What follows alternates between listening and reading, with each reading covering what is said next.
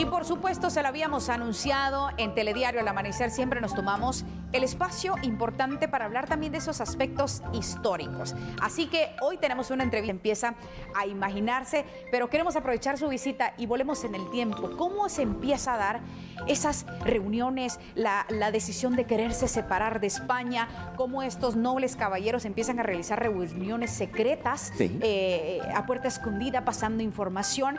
Era otra época, pero eso da el paso a ese movimiento que ya mencionábamos, se extiende México, Centroamérica, en fin. Relátenos cómo empiezan esas reuniones, bueno, por qué se da esa. Claro, ¿por qué se da esto? Realmente el gran responsable de las independencias es el rey Carlos III, que toma muchas decisiones con la intención de obtener la mayor cantidad posible de recursos de América de los españoles que viven en América, los llamados criollos. Entonces toma muchas medidas que perjudican a la élite criolla. Luego, Carlos IV, en 1804, lo sabemos perfectamente, exige el pago de todas las hipotecas y perjudica fundamentalmente a los criollos, los empobrece, pero empobrecer de que hoy tiene usted dinero y a causa de las medidas del rey, usted lo pierde todo, se genera desempleo, las órdenes religiosas entran en crisis económica porque los deja sin recursos. Entonces, y esto es 1804.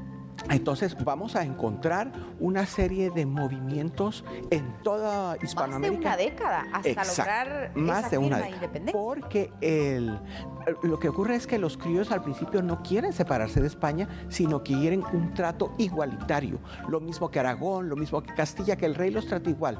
Cuando esto queda demostrado que nunca va a ser así, que el rey de España, Fernando VII, siempre va a pensar que España está por encima de América, es cuando se tiene que optar por la independencia. Y entonces pensemos el desgaste económico que ocasiona Carlos IV en 1804 es tan severo que vemos la revuelta violenta en México, ¿verdad? Y vemos que son dos sacerdotes y vemos que es gente empobrecida y que es una turba que toma haciendas, que trata de expulsar a los peninsulares que tienen privilegios fiscales. Entonces, si lo sacamos de ese contexto que es motivado por errores que perjudican económicamente a la población, no lo entendemos. Y si no vemos que en 1804 la totalidad de órdenes religiosas y de sacerdotes salen perjudicados económicamente, no entendemos por qué hay sacerdotes en los movimientos de independencia. ¿Quiénes son los próceres del Salvador? Tenemos a los hermanos Aguilar y a Matías Delgado. ¿Quiénes son los próceres de Nicaragua? Tenemos a Tomás Ruiz y tenemos a Benito Miguelena, que son sacerdotes. México. Exacto. Entonces, esto es un contexto en común. Y entonces, digamos, esto mueve a la gente. Y, por supuesto, como usted decía, las tertulias, las reuniones que tienen como, digamos, una justificación social de hacer una fiesta, invitar a los amigos, pero el tema de conversación es la política. El rey está cometiendo demasiados errores. El gobierno no soluciona los problemas. Pensemos que para 1821 la deuda de la provincia de Guatemala era de 6 millones de pesos y los ingresos fiscales no pasaban del 1,5 millones de pesos al año. O sea, era una deuda una deuda estatal muy grande, pocos ingresos. Y otro error de Carlos III es financiar la independencia de Estados Unidos. ¿Por qué? Porque los británicos compraban el añil que producía Guatemala y El Salvador, que era el producto de exportación y que generaba mucha riqueza. Pero cuando los británicos pierden Estados Unidos, se concentran en la conquista de la India y en la India encuentran añil. Y paulatinamente dejan de comprar el añil de Guatemala. Y entonces las exportaciones bajan, los impuestos se reducen y todo esto lo ha ocasionado el rey. Por supuesto, él no se lo imaginó jamás, pero poner el ejemplo de que había un nuevo país en el norte que no necesita rey, que comete errores, le despierta, y eso es lo que usted menciona, ¿no? En las conversaciones, en las familias decían, pero es que Estados Unidos... Una referencia. Claro, se vuelve una referencia y el rey se equivoca, ¿verdad? Porque el rey se equivocaron mucho. Estos tres reyes tomaron decisiones muy desacertadas respecto a América. Entonces, la gente lo conversa y esto va generando esta inquietud, ¿verdad? Porque es mi bolsillo el que se afecta, es culpa del rey, el funcionario que está en Guatemala obedece las órdenes del rey que no son atinadas para el reino de Guatemala, y esto va a desembocar en la independencia. Entonces vemos que pues entonces tenemos a los hermanos Bedoya tratando de cambiar las cosas en la conjura de Belén. Van a dar presos. Doña Dolores Bedoya hace las gestiones, escribe las cartas, ella sigue el proceso. Que sabía leer y escribir. Por supuesto. Adelantada para su época y además conocía el contexto político. Y conoce las leyes, porque ella da argumentos legales, ¿verdad? Es una mujer instruida. Pertenece a la élite, ella no es... Aquí vemos el vestido, ¿no? Era una mujer de baja estatura, delgadita, uno ve esa cintura y dice, wow, ¿verdad? Era una patoja guapa, digamos.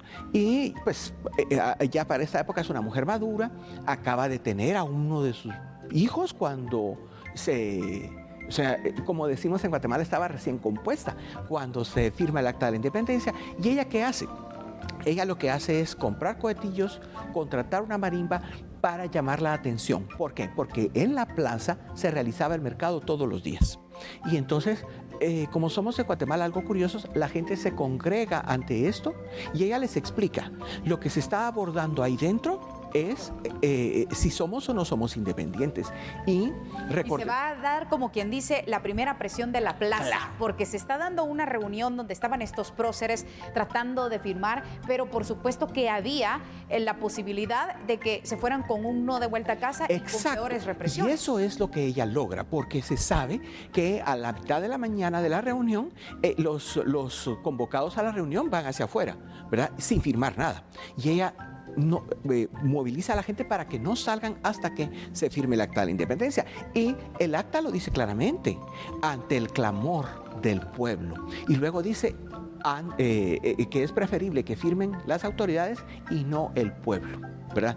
Para evitar incidentes violentos. Entonces, y ahí lo dice el acta. ¿Y quién genera esto? Una mujer que está afuera, que está, digamos, utilizando los argumentos legales que ella conoce, ¿verdad? Que está muy enterada de la situación política y económica, que conoce lo que está pasando en Colombia, lo que está pasando en Perú, lo que está pasando en México, o sea, y está allí.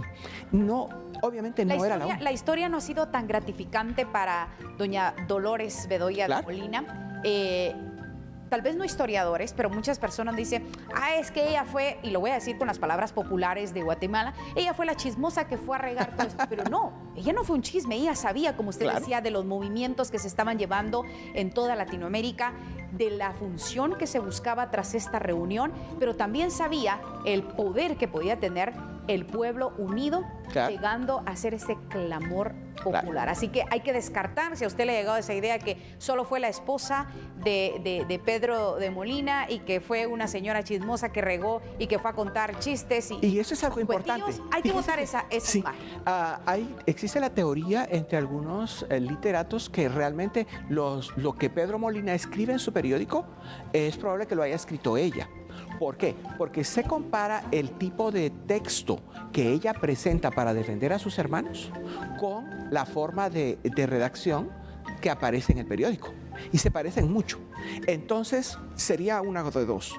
O Pedro Molina le dictaba a ella lo que tenía que decir para defender a sus hermanos, o ella escribía lo que Pedro Molina publicaba. Porque ella, como pareja, mujer, se apoyaban. Yo creo más lo segundo, porque cuando ella escribe muchas cosas, Pedro Molina está fuera de Guatemala porque era médico, estuvo trabajando en Nicaragua, salía de la capital y ella está aquí. Y es la letra de ella. Entonces, si no escribía directamente los textos de don Pedro, influía mucho, ¿verdad? La que está enterada es ella. Por supuesto, don Pedro también, pues, pero él era médico, estaba ocupado con sus funciones de galeno, mientras que ella, pues, era una mujer que no, ella se reporta a sí misma como que no es acaudalada, pero no era para nada pobre. Entonces ella tenía sus empleadas. Incluso hay una carta publicada donde dice, te dejo porque aunque tengo cocinera, es nueva y tengo que ver que haga bien la comida. Es encantadora, es una mujer de su época que conoce de política, de leyes, pero que atiende a su casa, atiende a sus hijos. Claro, claro, qué importante resaltar esto. Licenciado, vamos a seguir hablando de estas reuniones, esas enemistades también en los próceres, claro, porque habían opiniones distintas y eso era lo importante. Eran personas estudiadas que querían un buen caminar a pesar de las ideas pudiéramos decir así, diferentes que pudiesen tener. Vamos a invitarlo para que se quede con nosotros a hablar de este tema tan importante que como guatemaltecos tenemos que tener presentes para conocer ese antecedente histórico de por qué celebramos la independencia de nuestro país. Vamos a hacer una pausa, regresamos con más de esta entrevista aquí en Telediario al Amanecer. Pero antes vamos a presentarle otra semblanza aquí en Telediario.